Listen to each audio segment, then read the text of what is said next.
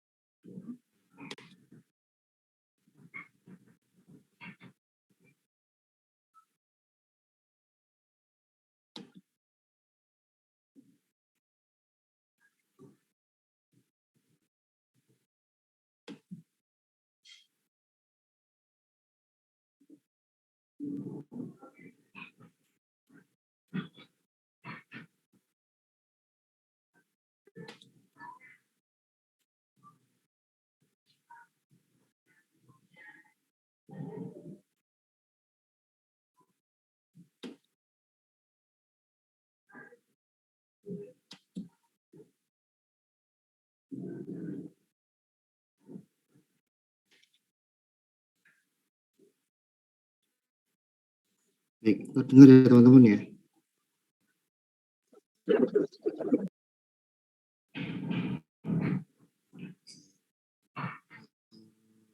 Hari ini kita mau ngobrol tentang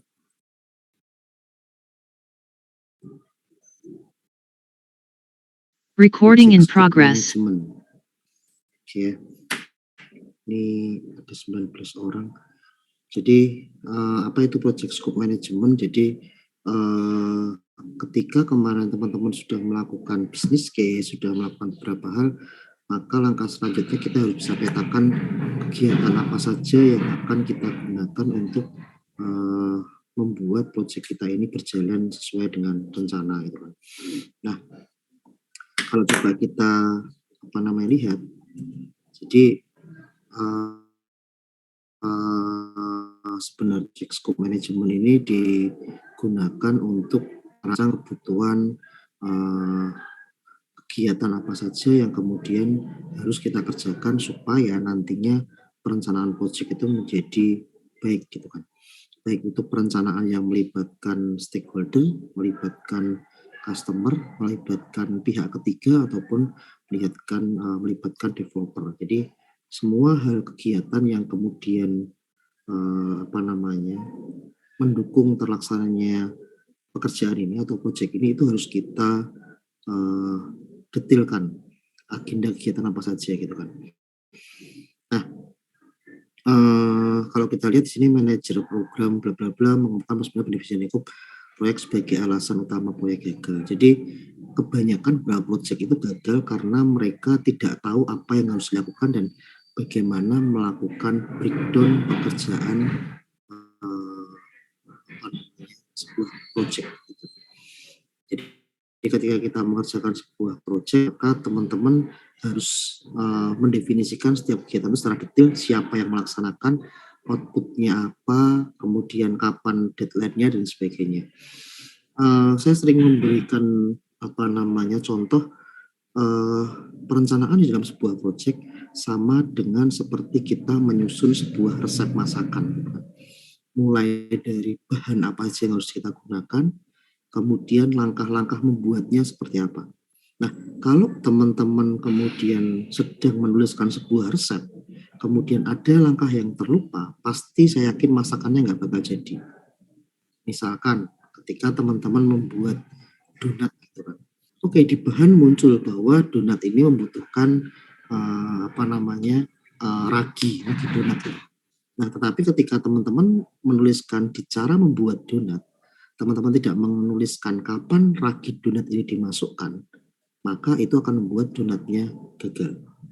Kenapa? Karena ketika tidak didefinisikan secara detail kegiatan apa saja yang nantinya akan kita lakukan di proyek, jangan salahkan anggota proyek kalau mereka melaksanakan kegiatan tersebut berdasarkan persepsinya masing-masing. Sama seperti tadi, ketika kita bikin resep donat, kemudian teman-teman tidak menuliskan kapan ragi itu dimasukkan, maka orang yang membaca resep itu akan punya persepsi masing-masing kapan ragi dimasukkan gitu kan. Padahal ada aturan khusus kalau kita membuat donat, kapan ragi itu dimasukkan supaya ragi itu bekerja secara sempurna sehingga donatnya mengembang. Ya, prinsipnya gitu teman-teman. Jadi prinsipnya adalah ketika kita bicara tentang scope manajemen, maka kita bicara tentang apa saja yang harus kita lakukan, kegiatan detail apa saja yang harus kita lakukan supaya proyek yang kita rencanakan, goal project yang kita rencanakan itu bisa berjalan dengan baik. Kuncinya adalah menuliskan setiap kegiatan secara detail. Apa saja yang harus dilakukan untuk mewujudkan proyek ini. Oke. Nah, kalau kita bicara tentang scope manajemen, maka kita bicara tentang feature, fungsi, ataupun karakteristik dari produk, jasa, ataupun hasil akhir yang kemudian mau kita ciptakan. Nah, ketika kita bicara tentang scope project, maka kita bicara tentang pekerjaan apa yang dibutuhkan untuk melaksanakan sampai berhasil. Memberikan produk, service, hasil akhir sesuai dengan feature dan fungsi yang diinginkan. Oke. Jadi scope produk dan scope project dua hal yang berbeda. Kalau scope produk, maka yang kita definisikan adalah feature, fungsi, ataupun aksesoris apa saja ataupun bagaimana karakteristik produk ini mau kita hasilkan.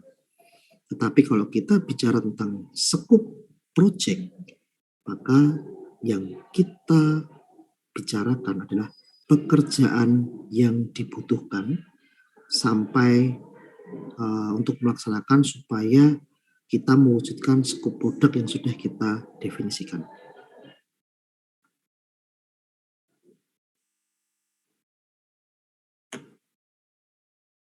Oke.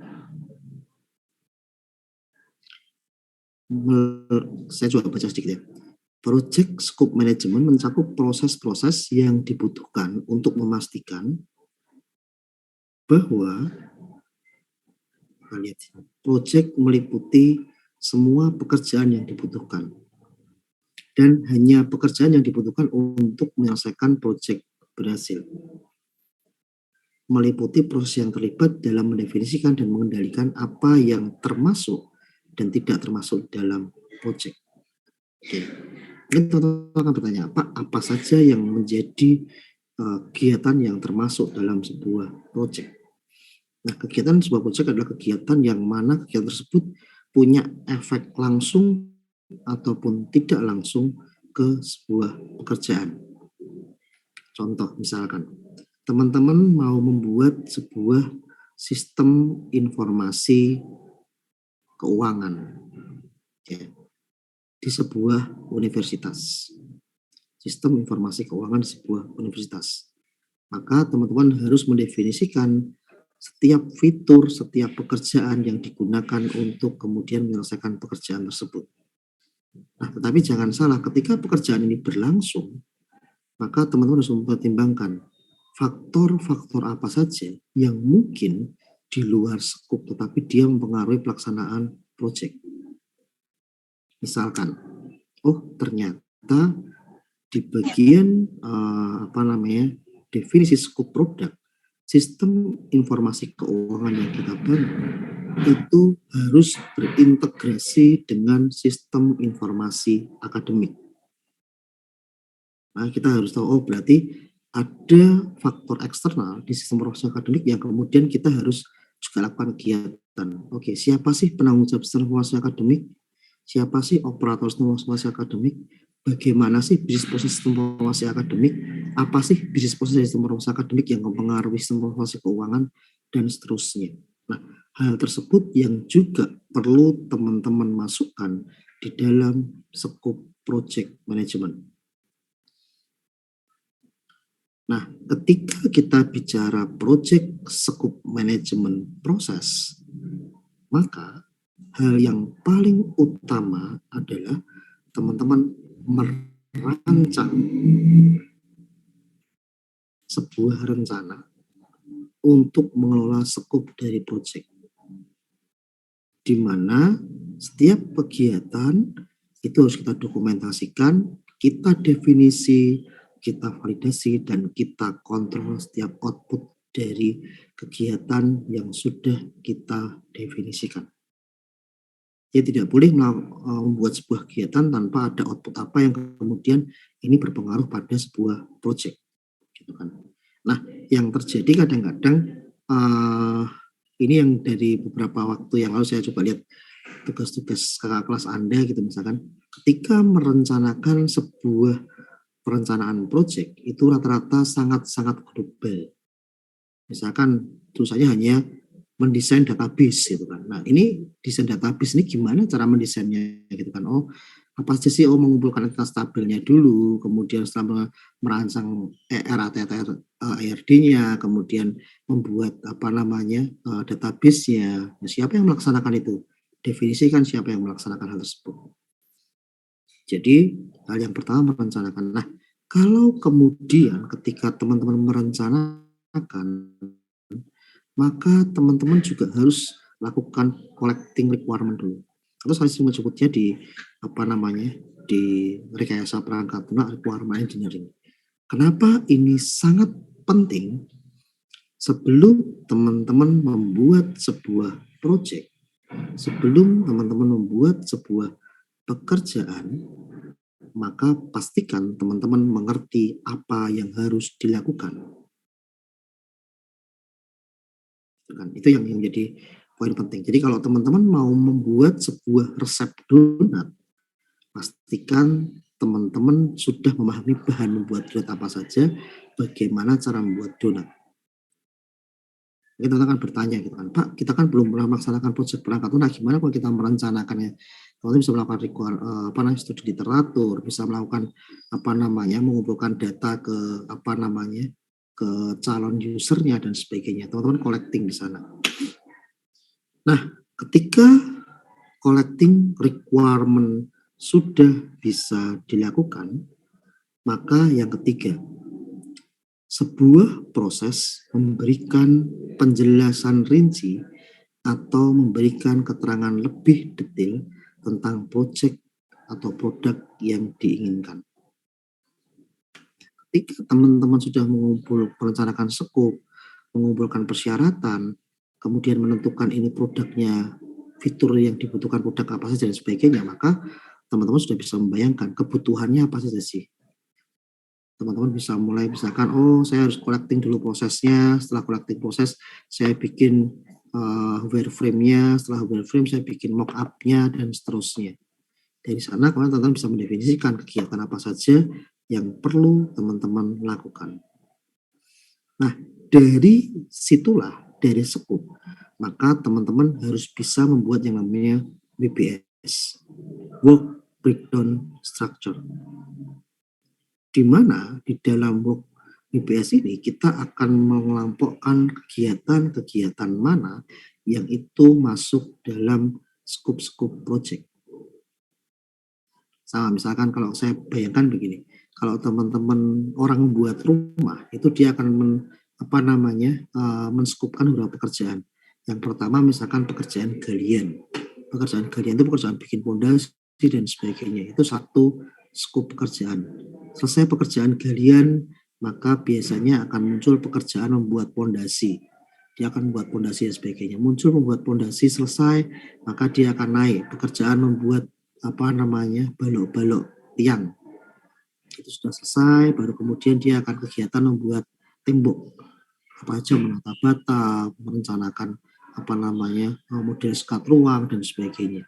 Itu sudah harus dilakukan. Nah, jadi di work breakdown structure ini teman-teman sudah harus bisa memastikan kegiatan apa saja yang diperlukan untuk melakukan proyek ini.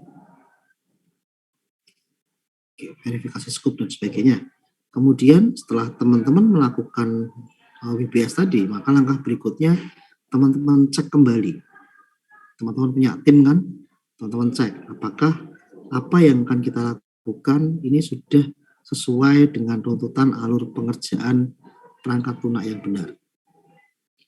Nah, setelah itu jadi, maka langkah berikutnya yang terakhir adalah mengendalikan scope. Bagaimana teman-teman mengendalikan pada setiap aktivitas ataupun subaktivitas yang muncul dalam sebuah proyek. Itu teman-teman melakukan pengendalian, monitoring, kapan deadline, kemudian dikerjakan kapan sampai dari kapan mulai kapan, siapa saja yang mengerjakan, kemudian outputnya apa, kalau ini tidak bisa dikerjakan maka berpengaruh pada proses yang mana dan sebagainya. Itu adalah bagian dari teman-teman mengendalikan skop sebuah proyek. Oke.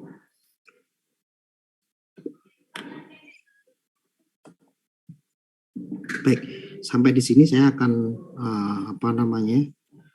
mencoba melihat gitu kan. Jadi rencana sebagainya, konseptualnya adalah, teman-teman harus tahu apa saja yang kemudian ketika kita melaksanakan collecting requirement tadi gitu kan. Jadi kita perlu tahu ketika collecting requirement, kebutuhan bisnis, kebutuhan stakeholder, kebutuhan solusi, kebutuhan transisi pekerjaan, kebutuhan project, dan kebutuhan quality. Nah, di sana teman-teman lihat tuh setiap kebutuhannya. Kebutuhan bisnisnya apa aja sih? Kebutuhan stakeholdernya apa sih? Kebutuhan solusinya harus bangun apa sih? Oh, bangun kebutuhan fungsional dulu, bangun kebutuhan non-fungsional, dan seterusnya. Nah, didapat dari mana requirement itu, teman-teman bisa melakukan banyak hal untuk melakukan requirement.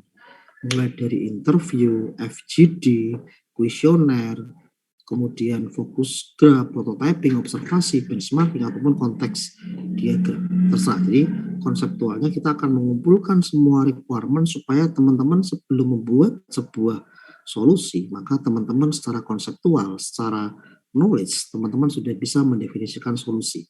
Dan solusi itu masuk akal. Sudah tervalidasi oleh orang-orang yang kemudian melaksanakan bisnis tersebut. Jadi jangan sok pinter gitu kan. Artinya kalau teman-teman mau bikin sebuah sistem untuk lapangan futsal, ya teman-teman harus lihat ke lapangan futsal. Gimana sih lapangan futsal itu dioperasikan dan sebagainya. Teman-teman mau bikin sistem kasir, ya lihat di toko kira-kira bentuknya gimana. Kalau sudah sistem yang existing sebelumnya, pelajari sistem yang existing sebelumnya.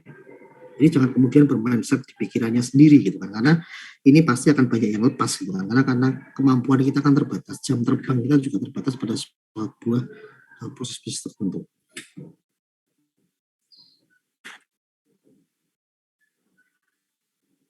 Oke, nanti teman-teman bisa baca sendiri yang ini. Nah, oke ya, prinsipnya adalah sekarang teman-teman sudah bikin business case, kemarin sudah bikin technical meeting dan sebagainya, take off meeting sudah dibikin. Oke.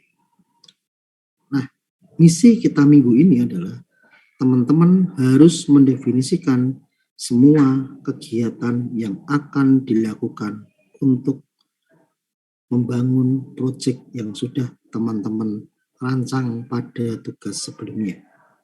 Tetap di kelompok teman-teman gitu kan. Nah, supaya teman-teman memudahkan teman-teman, kita akan pakai framework yang namanya ClickUp gitu kan. Nah, ini salah satu ClickUp, nanti silahkan teman-teman mencoba untuk login di ClickUp. Kemudian di ClickUp ini teman-teman bisa mendefinisikan semua kegiatan yang mau teman-teman kerjakan. Silahkan dieksplorasi ClickUp-nya gitu kan. Nah, ini salah satu model ClickUp yang dia menggunakan model Scrum gitu. Nah, ingat ya teman-teman sudah memilih apa namanya metodenya, ada yang Scrum, ada yang Agile, ada yang Kanban, ada yang Extreme Programming dan sebagainya.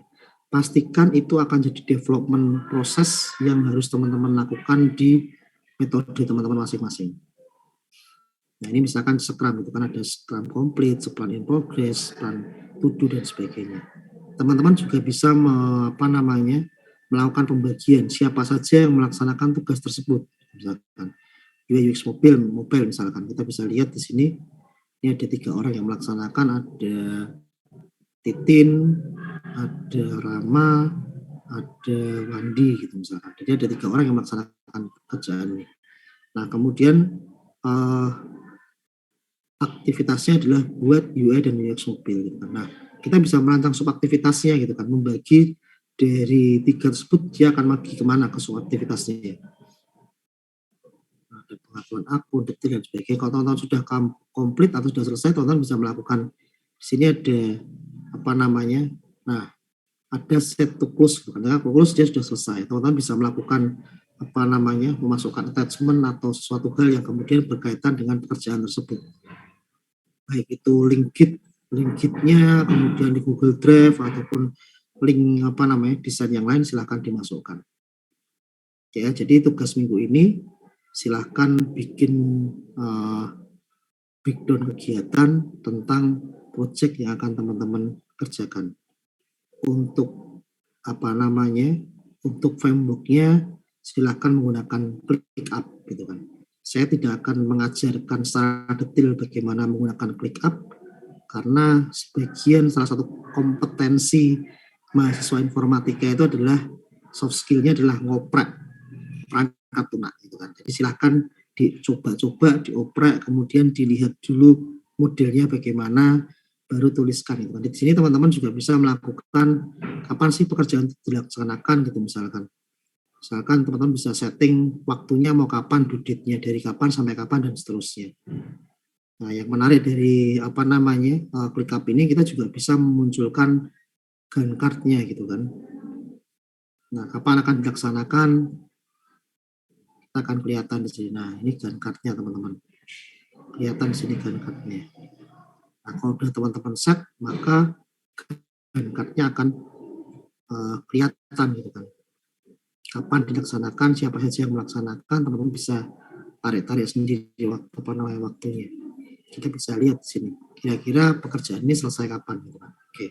Tolong pekerjaan ini di-set untuk diselesaikan sebelum UAS gitu kan. Jadi pekerjaan ini silakan di-set untuk waktu dan sebagainya.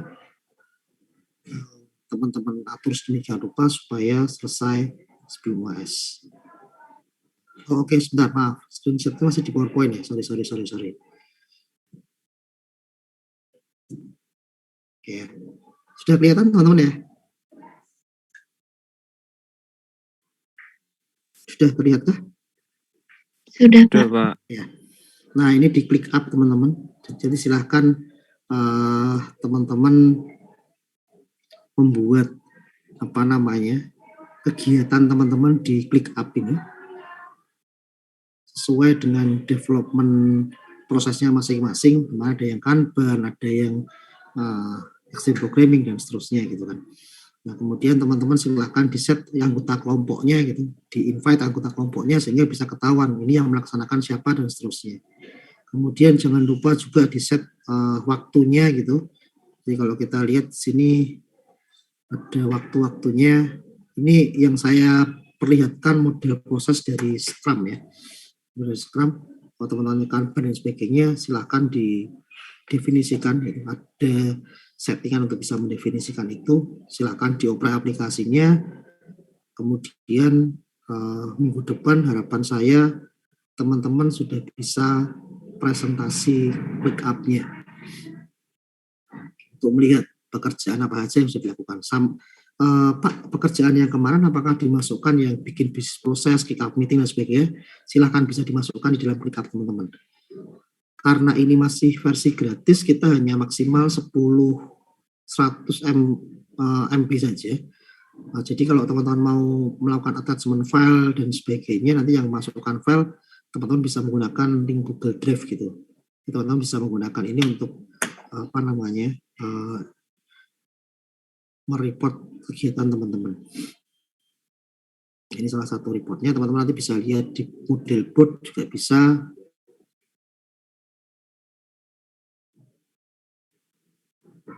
Seperti Trello gitu kan, model Gantt chart juga bisa kelihatan teman-teman. Jadi di Gantt chart-nya teman-teman akan kelihatan dia akan dilaksanakan kapan, kemudian siapa yang melaksanakan dan seterusnya bisa kelihatan juga di sini. Jadi kalau kita lihat misalkan ini siapa yang melaksanakan dan sebagainya, teman-teman bisa lihat di listnya misalkan, saya terangkan gitu kan, misalkan dia ada semua aktivitas buat UI UX mobile gitu misalkan. Nah ini ada aktivitasnya buatan UI mobile, siapa saja penanggung jawabnya kelihatan di sini gitu kan. Nah kemudian subtext-nya apa saja, subkegiatannya apa saja bisa dimasukkan di sini. Nah setiap subkegiatan dan sebagainya teman-teman bisa set gitu kan. Ini mau dilaksanakan kapan, gitu, tanggalnya kapan, kemudian maksimal due date-nya kapan dan seterusnya bisa teman-teman set sendiri di sini. Kemudian yang melaksanakan siapa dan sebagainya bisa di set juga. Oke ya. Jadi itu tugasnya teman-teman minggu depan tugas harapan saya teman-teman bisa presentasi ClickUp-nya untuk rancangan kegiatan dan rencana project yang sudah teman-teman. Sampai di sini ada pertanyaan dulu teman-teman. Untuk pekerjaannya baik kelompoknya seperti kemarin, silahkan diselesaikan di kelompoknya. Jadi satu kelompok cukup satu, jangan lupa di-invite teman-teman kelompoknya, kemudian siapa yang jadi PM dan sebagainya, silahkan di-set pekerjaan dan sebagainya. Jadi akan kelihatan setiap orang akan punya pekerjaan apa saja.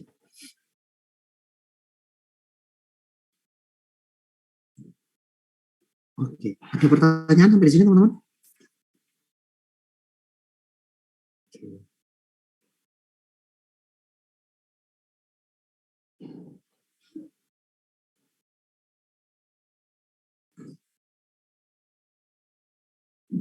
Tidak ada pertanyaan?